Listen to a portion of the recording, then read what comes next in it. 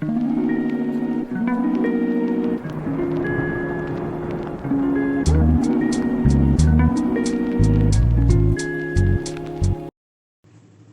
के चित्र से क्या समझते हैं, ये बताएं आप लोग। इसमें बोला है एक मुरली में, और धर्म की आत्माएं पांडव नहीं हो सकती हैं, क्योंकि वो पंडा के पुत्र हैं ही नहीं। उन्होंने तो अपने धर्म पिताओं का नाम वाला किया है। वो असली बाप के बच्चे हैं ही नहीं। असली बाप के बच्चे वो हैं जिनके द्वारा भगवान बाबा आकर नई सृष्टि का फाउंडेशन भी लगाता है, और जितने भी असत्य धर्म हैं दुनिया के, पुरानी दुनिया के, उनका विनाश कराता है। और दूसरा है, भक्ति मार्ग में वंश की परंपरा बताने वाले पंडे होते हैं। तो बड़ा पंडा कौन? शिव बाप। प्रैक्टिकल पंडा या थ्योरी के आधार पे पंडा? प्रैक्टिकल पंडा कौन? शिव बाप थ्योरी का पंडा, और शिव बाबा प्रैक्टिकल पंडा। तो वो प्रैक्टिकल पंडा इस सृष्टि रूपी रंगमंच पर प्रैक्टिकल में बड़े से बड़े पाटधारी और उसके सहयोगी 8 बनते हैं ब्राह्मणों की संगम युगी दुनिया में, स्वर्णिम संगम युग में। एक और है, पंडा है बाबा साकार निराकार का मेल। तुम्हारा नाम ही रखा है पांडव, तो पांडवों का काम क्या हुआ? खुद भी यात्रा करें और दूसरों को भी अनुभव कराएं कि इस शरीर में रहते हुए हम कैसे शांत रह सकते हैं, सुख का अनुभव कर सकते हैं। तुम पांडवों की सेना है, नाम रख दिया है बाप, नाम पांडव रख दिया है। बाप कहते हैं मैं पंडा हूं। ये कुछ मुरली के।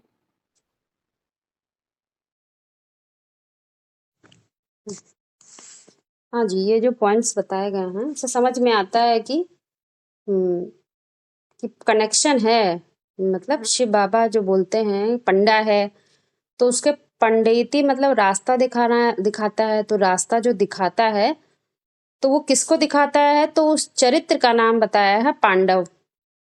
पांडव और कौरव जब कहते हैं तो इसको हम दूसरों के ऊपर तो लागू नहीं कर सकते। ये अपने ही व्यक्तित्व को देखना सीख रहे हैं यहाँ पर, क्योंकि महावाक्य महा मतलब परिवर्तन। परिवर्तन होता ही कब है? जब उसको खुद पर अप्लाई किया जाए, तभी परिवर्तन होता है। तो यहाँ पर पांडवों को कैटेगराइज कर देते हैं। पांडवों को ही करते हैं, शक्तियों को नहीं करते। भाई मुरलियों में क्या बोला जाता है? पांडव के साथ शक्ति भी जोड़ देते हैं। पांडव शिव शक्ति सेना ऐसे बोला गया है। तो ये दो बातें आती हैं। शक्तियों को नहीं कभी बोलते हैं कि वो देवभान रूपी वस्त्र उतार सकती हैं। मुरली में क्या बताया? देवभान शक्तियां नहीं गला सकती हैं।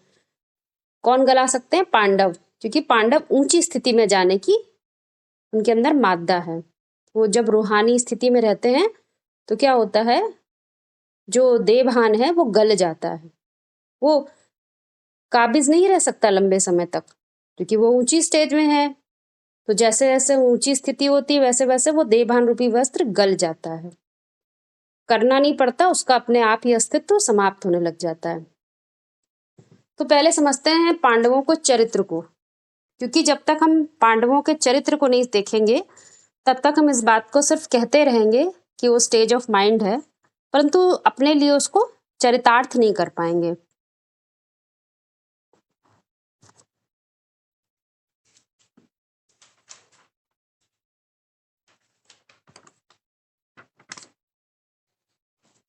देखिए, जो पांडव है उनको क्या बोला गया है? पंडा शिव बाबा के पुत्र। पुत्री नहीं बोला गया, पुत्र। इसका मतलब मेल वर्जन की बात है।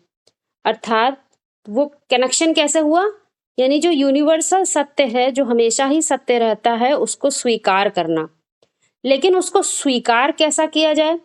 तो उसको धारण कैसा किया जाए? तो उसको क्या बता दिया? जो धारण करने योग्य होगा, क्योंकि पात्र में पात्रता अलग अलग होती है। जैसे कटोरी है, कलश है, बड़ा सा टब है, तो सब में ज्ञान को, ज्ञान जल को धारण करने की क्षमता अलग अलग है। ठीक है? तो वो जो क्षमता होती है अलग अलग, उसी क्षमता के आधार पर क्या होता है? ज्ञान धारण हो जाता है। धारणा नहीं बोल रहे, धारण हो जाता है। क्योंकि धारणा जो है वो बाद में बनती है, पहले ज्ञान धारण किया जाता है। जैसे कोई बच्चा बुद्धि होता है तो वो क्या करता है, हर बात को सीमित बुद्धि से डिफाइन करता है, तो क्या होता है, गलत ज्ञान धारण होने से धारणा भी गलत बन जाती है। तो दोनों का कनेक्शन है। इसलिए शक्ति धारणा का रूप होती है और जो पांडव होता है उसको शक्ति का नहीं, वो ज्ञान धारण करने की बात है, इसीलिए उसको स्थिति के रूप में डिफाइन किया जाता है। तो 5 पांडव को खास बात क्या, जैसे कि अभी बताया आप लोगों ने कि उनके बड़े बड़े चित्र बनाते हैं। तो बड़े चित्र मतलब चरितार्थ, ज्ञान को चरितार्थ करने में भी मजबूत दिल बनाया होगा, बड़ा दिल रखा होगा, संकीर्ण हृदय से काम नहीं किया होगा। किसी कार्य को करने के लिए यदि हृदय ही विदीर्ण होगा, छोटा दिल होगा, तो क्या इतना बड़ा काम कर पाने की संभावना है? नहीं। और मजबूत शरीर वाले दिखाया गया है उनको, तो वो देह का बल नहीं है, किसका बल है? आत्मा का बल है। आत्मा का बल किसी कार्य को भी कर सकता है। मुरली में उदाहरण दे देते हैं कि वो हीर और रांझा की कहानी बताते हैं कि उसने, रांझा ने क्या किया, वो पूरा ही पत्थर को ही काट के, पहाड़ को ही काट के उससे नदी निकाल दी थी। मतलब जो इम्पॉसिबल काम है वो कर सकने की उसके अंदर क्षमता को दर्शाया गया है। इसीलिए उनके चित्र, जो चरित्र होते हैं वो बड़े दिखाए जाते हैं और दिखाया जाता है उनका शरीर बहुत ही बलवान है। पहले कैरेक्टर पर आते हैं युधिष्ठिर पर। युधिष्ठिर पर आने के पहले एक और बात क्लियर कर लेते हैं। जब हम किन्हीं चित्र और चरित्र को कनेक्ट कर रहे होंगे तो हम कहीं भी बुद्धि योग बाहर नहीं जाना चाहिए, पूर्ण रूप से आत्मा पर केंद्रित रहना चाहिए, क्योंकि रूहानी ज्ञान, रूहानी स्थिति में रहकर ही पांडवों के चरित्र को चरितार्थ किया जा सकता है। ये कहीं अलग से कुछ नहीं है। डिफाइन करना है तो खुद को डिफाइन करना है, हु एम आई। तो युधिष्ठिर को दिखाया गया, तो धर्म युद्ध में वो आदि से लेकर अंत तक स्थिर रहता है। क्या करता है? आदि से लेकर अंत तक स्थिर रहता है। अब यहाँ आदि करने वाला कोई दूसरा नहीं है, अंत करने वाला कोई दूसरा नहीं है। जिस कार्य की शुरुआत उसने कर दी, जिसकी जिम्मेदारी ले ली, उसको अंत तक पहुंचाने की जिम्मेवारी हो गई। तो ये काम तो अधोमुखी मन के द्वारा पूरा नहीं हो पाता। तो मुरली में एक पॉइंट बोलते हैं, क्या कि जो श्रेष्ठ पुरुषार्थी हैं वो, उनका शरीर भी छूट जाए, भले शरीर भी छूट जाए, तो वो अपने काम को अंजाम तक पहुंचाते हैं।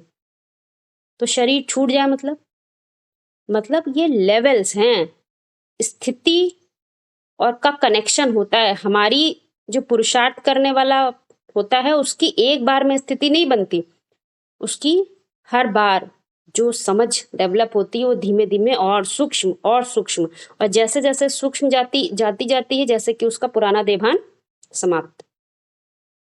भल शरीर छूट जाए, भल, क्योंकि शरीर जब धारण करते हैं, जो कॉन्शियसनेस धारण करते हैं, हम फलाने ऑर्गेनाइजेशन से जुड़ गए हैं, हम इतने लोगों के परिवार में आ गए हैं, जब ये कॉन्शियसनेस आ जाती है तो क्या होता है, उन सबसे संबंध बन जाते हैं, कोई ना कोई प्रीति भी जुड़ जाती है उनसे। परंतु जैसे ही ज्ञान फिर ऊपर लेवल का मिलता है तो सब प्रीति किनारे, किसी से कोई प्रीति नहीं, फिर ऊंचे स्थिति में उस ज्ञान के लिए चल पड़ते हैं। तो पुराना देभान भल चला जाए, भल इतने साथी छूट जाएं, लेकिन उसका कोई गम नहीं होता उसको।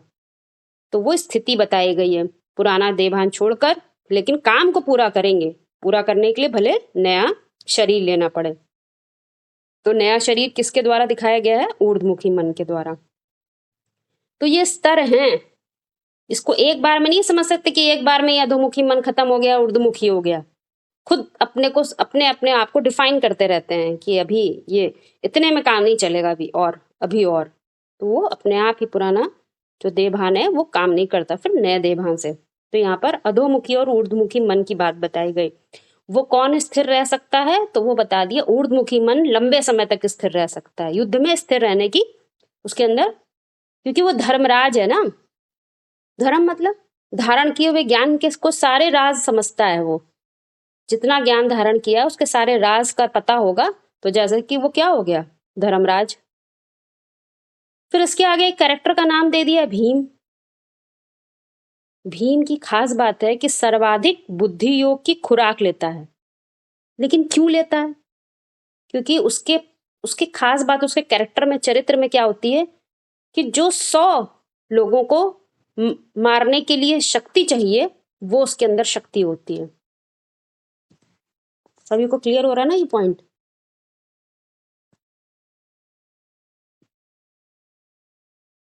तो उसके लिए एक मुरली में पॉइंट बोला गया है भीम के लिए कि वो सर्वाधिक कर्तव्यनिष्ठ है।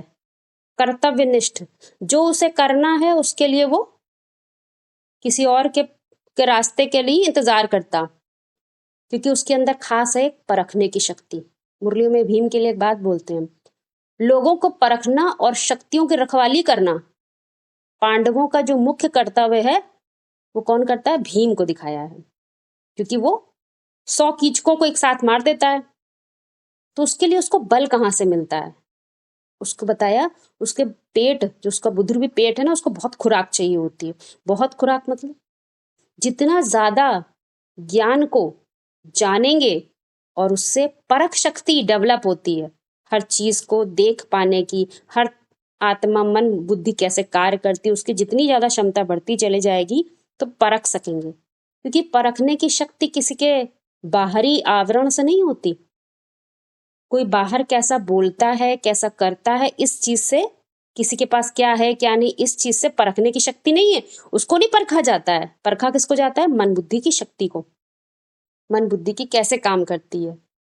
तो वो परखने, और जितनी परखने की होगी उतना ही उसको क्या कहेंगे, उसको ज्ञान की खुराक चाहिए होगी।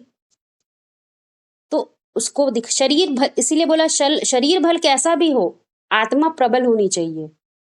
क्योंकि योग बल वाले जो होंगे, जिनके बुद्धि रूपी पेट में ज्यादा ज्ञान होता है, वो किसी से घबराते नहीं है।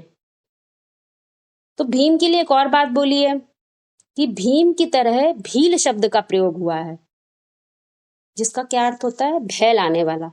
ये मुरली के पॉइंट्स हैं। जो भय उपजाने वाला होगा,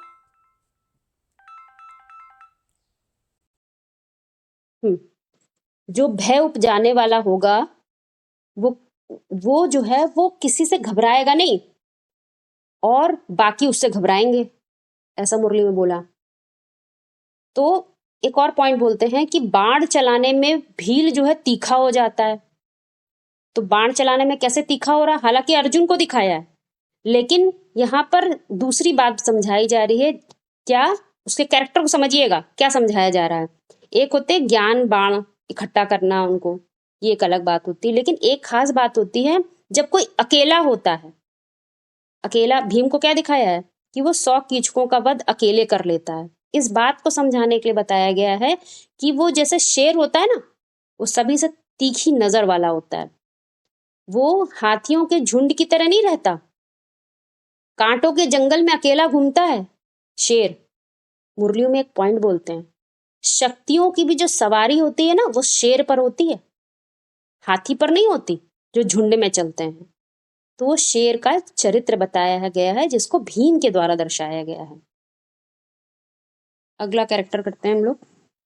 अगला कैरेक्टर अर्जुन का अरे दिखाया गया है। इसी इसी में भीम में एक भील का बताया ना कि उसको ज्ञान बाण दिखाए, इसको थोड़ा क्लियर करिए। देखिए, ज्ञान बाण जो होते हैं भीम को नहीं, अर्जुन को ही दिखाए जाते हैं, लेकिन भीम के लिए बोला जाता है वो तीखा होता है। ठीक है, तीखा मतलब किसी चीज की जो परखने की शक्ति होती है वो बहुत तीखी होनी चाहिए। यदि परखने की शक्ति सीध सही नहीं है तो बाण भल कितना भी चलाने में तेज हो, जो चीज जहां जो बाण निकालना होता है, जो जहां पर चाहिए वो नहीं आ सकता ना। तो वो भीम के कैरेक्टर में दिखाया गया है। जैसे शेर का क्या बताया गया है, शेर के कैरेक्टर से जोड़िए। शेर जंगल में अकेला होता है, तो अकेला रह पाने की उसके अंदर मादा होती है ना, क्योंकि वो जंगल के और प्राणियों को परख सकता है ना, तो ही तो वो अकेले रह पा रहा है। नहीं, एक इसमें ये जो भील के लिए सुनिए, एक इसमें भील के लिए एक पॉइंट इसमें ये भी जोड़ सकते हैं। भील भक्ति में दिखाया है, भील कनप्पा शिवलिंग को अपनी दोनों आंखें दे देते हैं। तो माना क्या, जो दुनियावी आंखें हैं वो पड़ी हुई दिखाते हैं, त्रिनेत्री शंकर को एक आंख खड़ी हुई दिखाते हैं। तो जो पड़ी हुई विनाशी आंखें हैं ना, वो भगवान को अर्पण करेंगे, तब 100% ज्ञान की तीसरा नेत्र मिलेगा। VCD 1178 का है ये।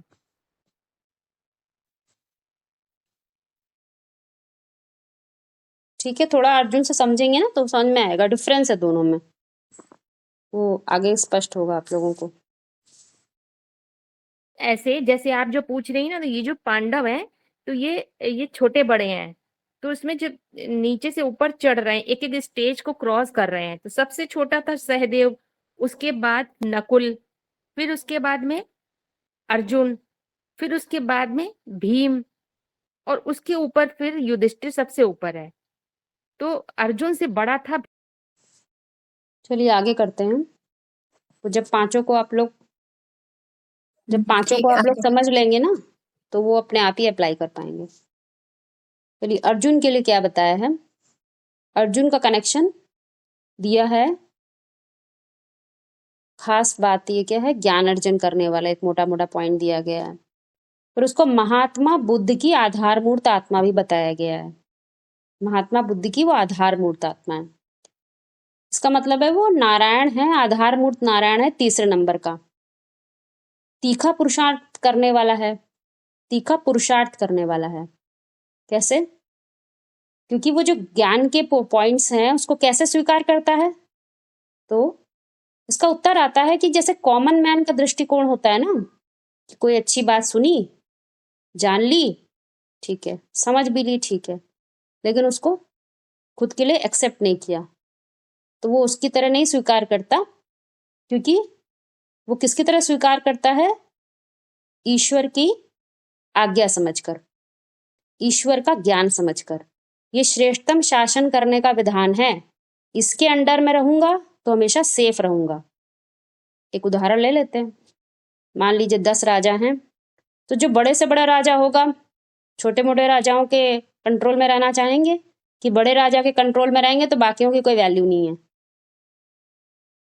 बड़े के में रहेंगे तो छोटे मोटे के कोई वैल्यू नहीं होती है, उनके यहाँ कुछ खंडन भी हो जाए तो जो बड़ा वाला राजा होगा वो संभाल लेगा चीजों को। तो ऐसे राजा मतलब जिसका शासन चलता है। तो ये दुनिया में भी अलग अलग तरह के शासन दिखाई देते हैं, लेकिन सबसे ऊंचा शासन किस चीज का होता है? तो उसको बता दिए, ईश्वरीय शासन। श्रेष्ठतम शासन करने का विधान है, तो वो ये बात समझ के चलता है कि ये सबसे ऊंचा शासन है, इसके अंडर दी कंट्रोल रहूंगा तो क्या है, मैं खुद का स्वधर्म में रहूंगा, अपने धर्म को भूलूंगा नहीं। और जितनी ये प्रैक्टिस हो जाएगी यहाँ पर, उतना जन जन्मांतर भी स्वधर्म में रहने की आदत पड़ेगी।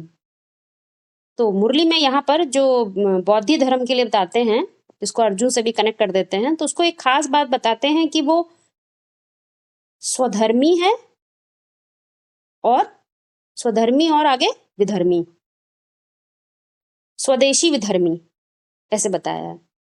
विदेशी विधर्मी नहीं बताया, स्वदेशी विधर्मी। स्वदेश का तो है लेकिन विपरीत धर्म में चला जाता है। ये पॉइंट समझिएगा, नहीं तो आगे क्लियर करेंगे इस पॉइंट को। पहले अर्जुन को समझ लेते हैं। ईश्वरी ज्ञान को अपनी समझ के आधार पर हर कर्म करके पुण्य अर्जन करने वाले को महावाक्यों में अर्जुन बताया गया है।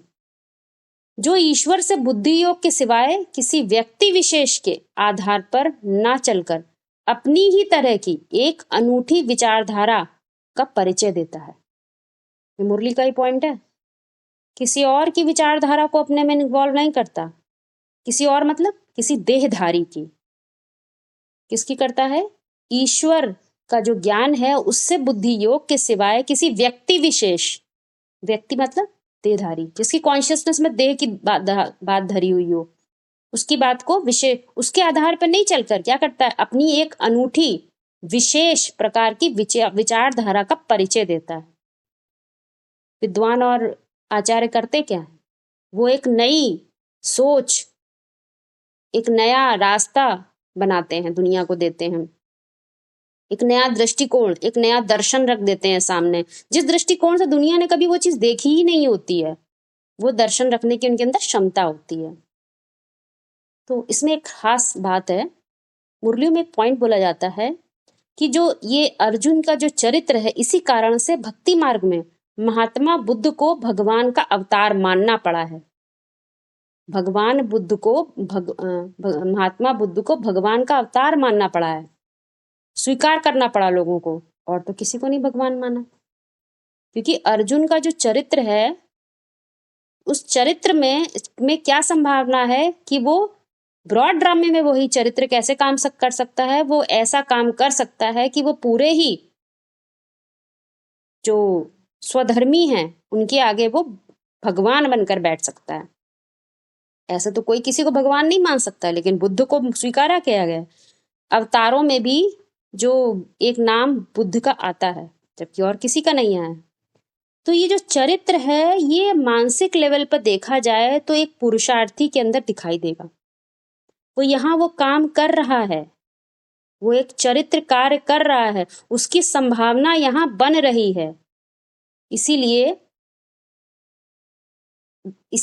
अर्जुन का जो चरित्र है वो ऐसा है जिसका जो प्रतिबिंब है या रिफ्लेक्शन है हम बुद्ध के किए गए चरित्रों में, बुद्ध ने जो काम किए, जो चरित्र किए दुनिया में, उनमें हम साफ देख सकते हैं। एग्जाम्पल ले लेते हैं, उन्होंने क्या क्या किया।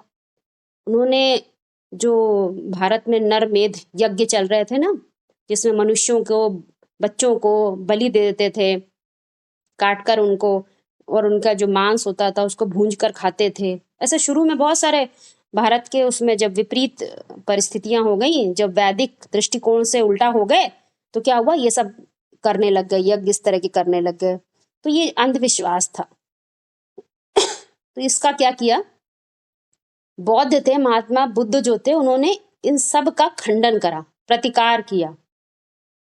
तो ये बात अर्जुन के कैरेक्टर में टैली करी जा सकती है। ये पांडवों का एक चरित्र है।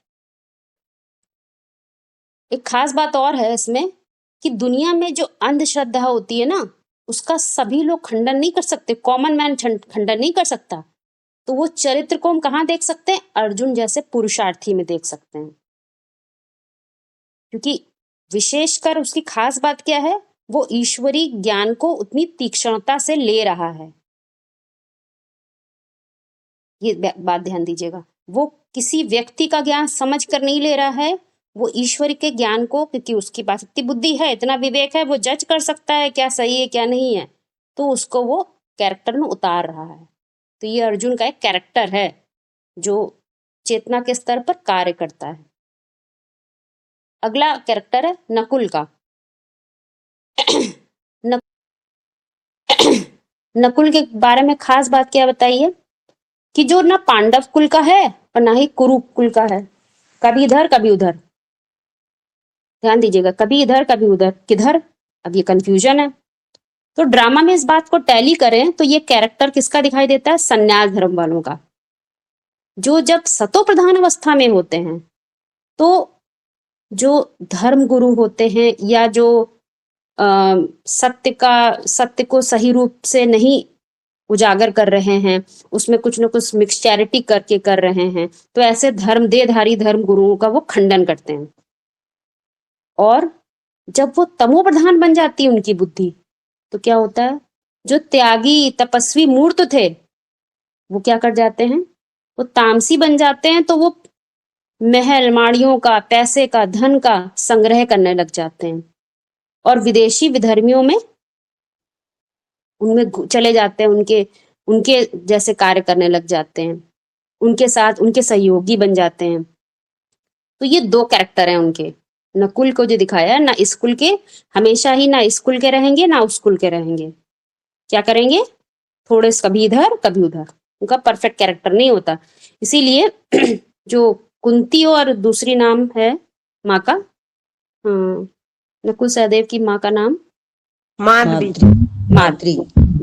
हाँ, दो माँ हैं।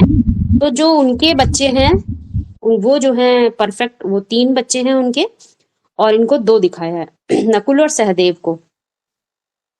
तो जब शुरू में जब ये मतलब सतो प्रधान अवस्था होती है, तो क्या होता है, ये भारतवासी देखने में आते हैं। ये ध्यान रखिएगा, भारतवासी देखने में आते हैं, बहुत त्यागी, बहुत तपस्वी देखने में आएंगे। लेकिन जैसे ही बुद्धि में सत्य ज्ञान अलग होता है, धीमे धीमे अंधकार आने लग जाता है, तो ये त्यागी और तपस्वी का जो इनका कैरेक्टर होता है वो चेंज हो जाता है।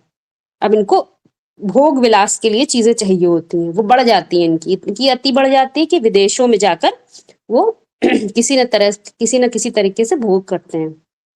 तो ये कैरेक्टर बताया गया है, ऐसी धारणा हो जाती है। तो इसको हम ड्रामे से भी टैली कर सकते हैं।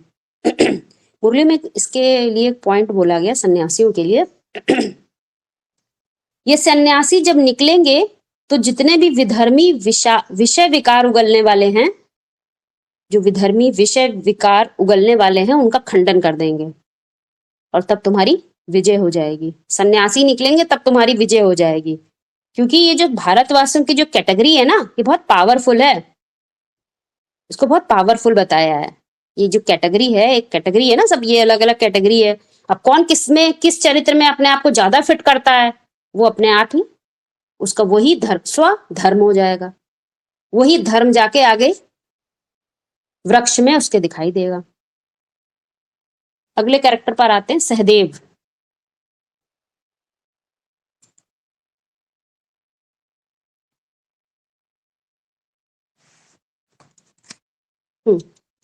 सहदेव का मतलब क्या बताया गया है?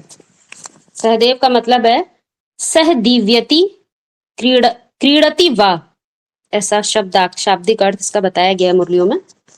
तो जो परमात्मा के साथ खेलते हैं, क्या करते हैं? खेलते हैं। परम आत्मा यानी जो परे से परे, परम ऊंची से ऊंची स्थिति है, किसके आधार पे? ज्ञान के आधार पर। जो परम सत्य के आधार पे स्थिति होती है, जो कि सबकी नहीं होती है, होती भी है तो कुछ समय के लिए होती है, एक पुरुषार्थी की होती है, एक मेल वर्जन की होती है। मनुष्य कभी भगवान नहीं हो सकता। तो वो क्या करते? खेलते हैं। तो खेलना मतलब क्या होता है? खेलने में कैरेक्टर आता है सीखने और सिखाने का, जो सीखे भी और सिखाए भी, उसको क्या कहते हैं? उस चीज में खेलना। गुरु नानक को उसका बताया गया है, आधार मूर्तात्मा गुरु नानक बता दिया गया है, क्योंकि वो जो चरित्र होता है वो दैवी वाणी को, ईश्वरी वाणी को कभी ना नहीं करता, उसको स्वीकार कर लेता है। भले पूरा स्वीकार कर पाए ना कर पाए, लेकिन उसको स्वीकार जरूर करेगा, उसको मना नहीं करेगा। तो इसके लिए एक मुरली में बात बताई जाती है कि जो सिख होते, सिख धर्म की जो धारणा दिखाई गई है, उनको क्या दिखाया गया? उन्होंने हिंदुओं का सहयोग किया और मुसलमानों क्रिश्चियन से टक्कर ली। तो ये मुसलमानों क्रिश्चियन बाहर देखेंगे तो बात गड़बड़ हो जाएगी। मतलब किसको देखना है हमें? जो काम विकार और क्रोध का जो विकार होता है, उससे वो टक्कर कैसे लेते हैं? हिंदुओं का सहयोग कर कर। हिंदू मतलब हिंद मतलब हिंसा, दुई मतलब द्वितीय।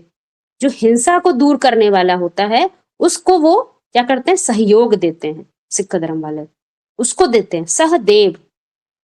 किसी भी हाल में किसी और को सहयोग नहीं देंगे। सहयोग देंगे, अपना जो तन मन धन की शक्ति लगाएंगे तो किस कार्य में लगाएंगे? हिंसा को दूर करने में ही लगाएंगे, हिंसा को बढ़ाने के कार्य में नहीं लगाएंगे।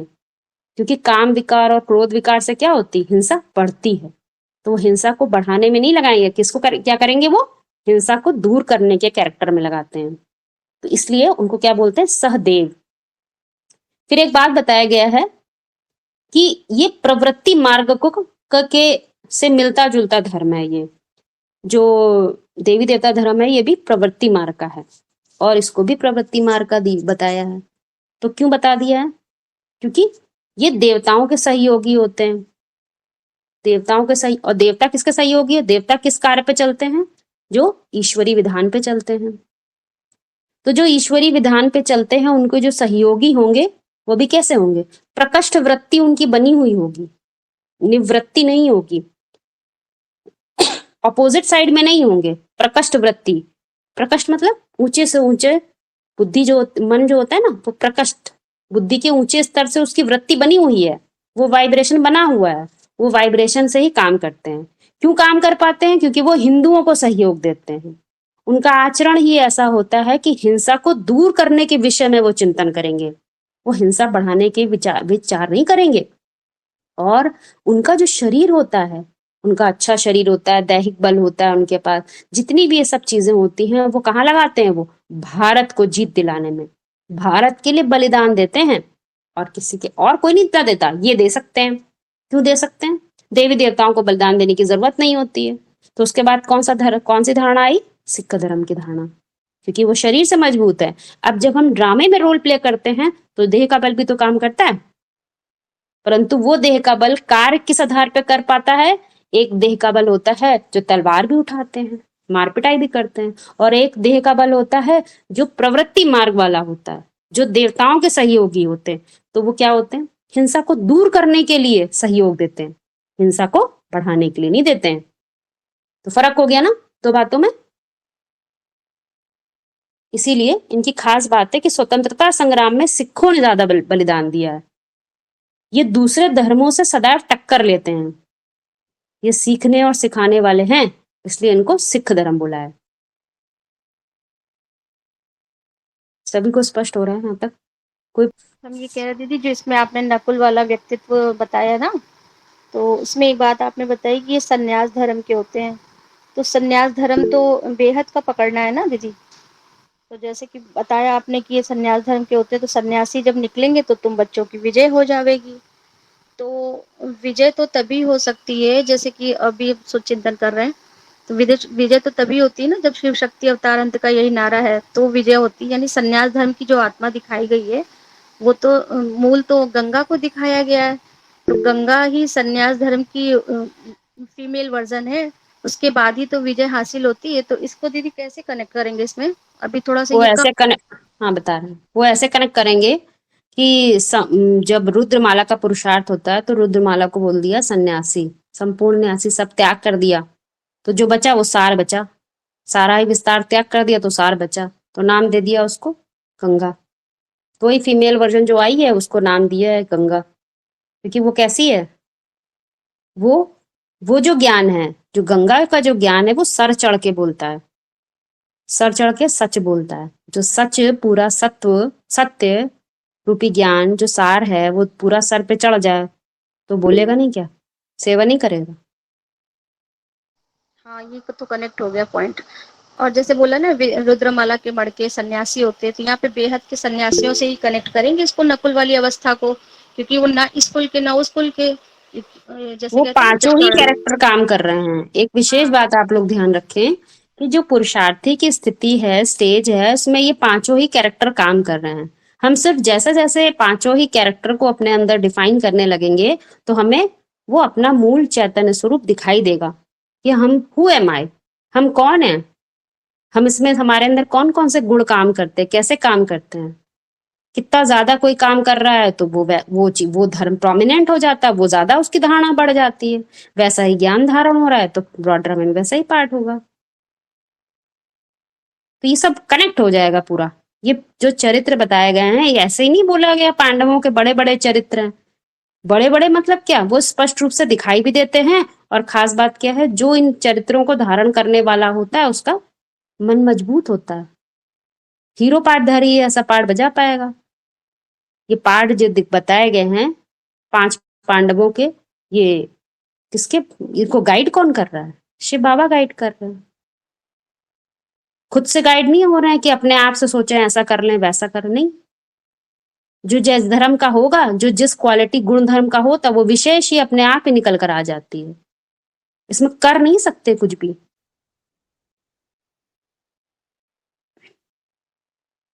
यहाँ जो गंगा की बात जोड़ी गई है, तो गंगा तो कहीं अंदर की बात है, ये तो बाहर की बात नहीं है।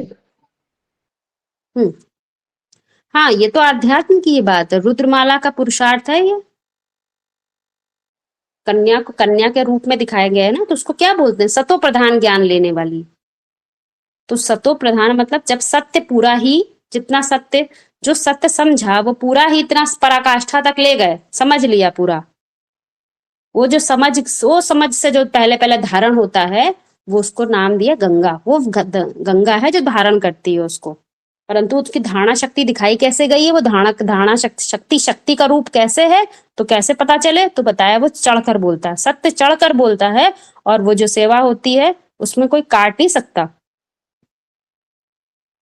वो एक्यूरेट है, क्योंकि वो सार रूप गंगा, सतो प्रधान अवस्था।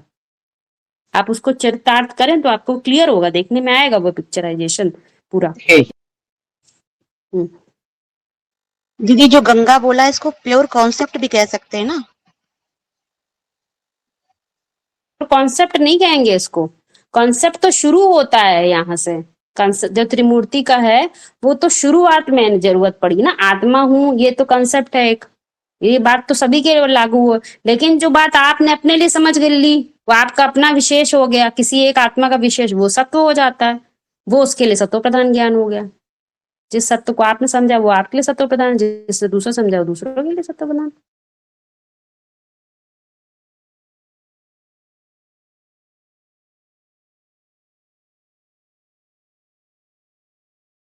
कंसेप्ट जो अभी समझना है, ड्रामा कल्याणकारी है, हूँ इन बातों को तो भी जान लिया ना, अब इन कंसेप्ट के आधार पे चलना, केवल सूत्रों को, केवल फॉर्मूले को जान लेना तो फॉर्मूले से कोई सार भी नहीं निकालना होता। कोई केवल फॉर्मूले निकाल ले, जान ले और फॉर्मूले को अप्लाई के कोई नई चीज ना निकाले तो उसको साइंटिस्ट कहेंगे आप? नहीं कहेंगे। बात खत्म। ठीक है। इसमें दीदी आपने ये पांचों जो व्यक्तित्व की बात बताई है, तो इसमें अर्जुन को बताया आपने कि वो बुद्ध धर्म वाले से कनेक्ट किया है, बौद्धिक धर्म से, और नकुल को आपने कनेक्ट किया सन्यास धर्म से, तो उससे साबित हो रही बात, सबसे हो रही है बात, और सहदेव को आपने कनेक्ट किया है सिख धर्म से।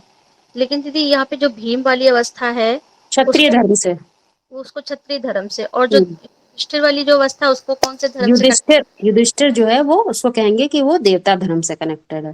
इसको अवस्था ना कहें, ये इनको अलग अलग ना करें।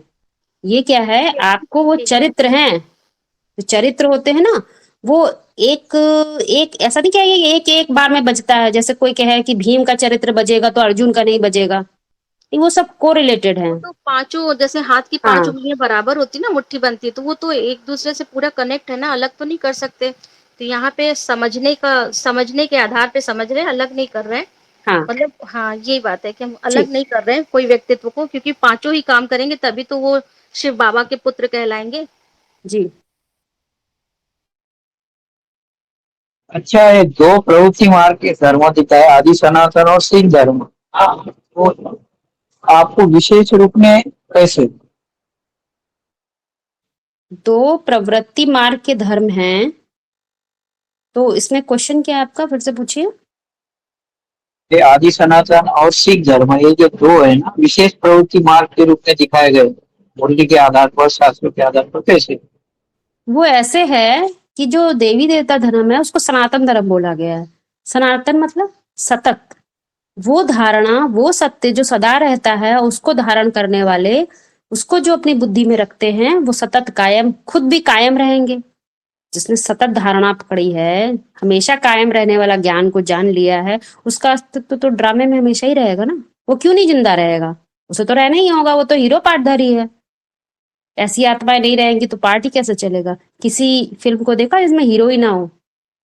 नहीं, ऐसा हो ही नहीं सकता। तो ऐसे ही वो हो गए प्रकष्ट वृत्ति वाले। प्रकष्ट, उनकी जो प्रकष्टता है वो किस आधार पे है कि उन्होंने अपनी मन बुद्धि में जो ज्ञान धारण किया, उसको ज्ञान, यूनिवर्सल नॉलेज को धारण किया और उसके आधार पे अपनी स्थिति को बदल लिया। जो स्थिति बदल ली तो समय बदल गया।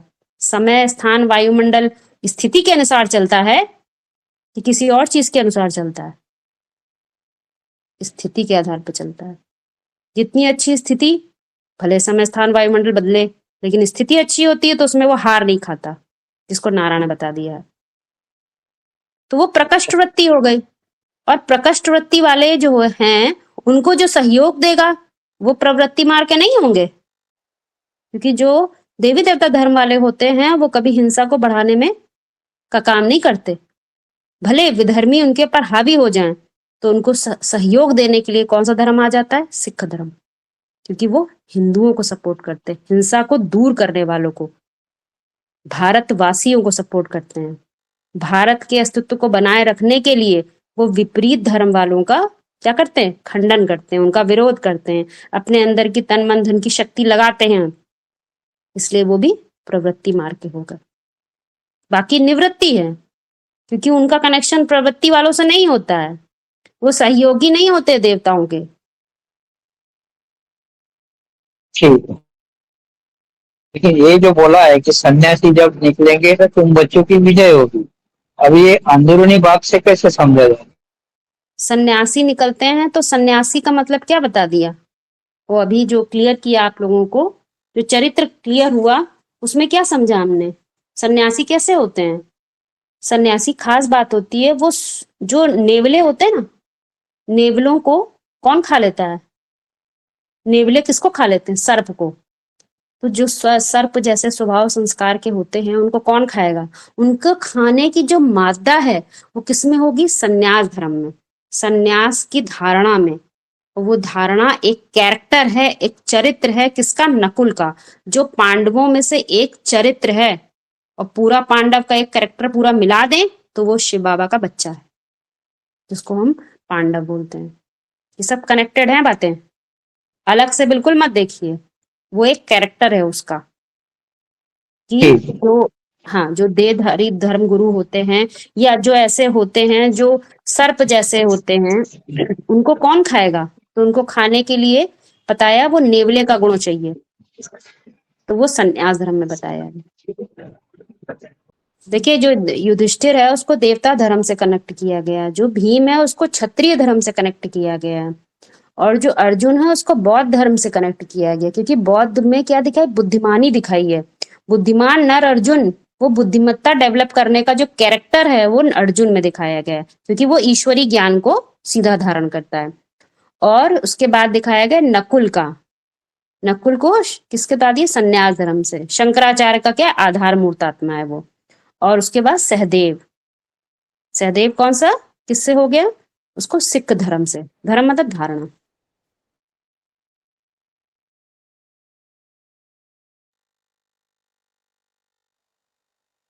एक बात और है इसमें, जो वही वाला पॉइंट है कि शरीर भल कैसा भी हो, आत्मा प्रबल होनी चाहिए।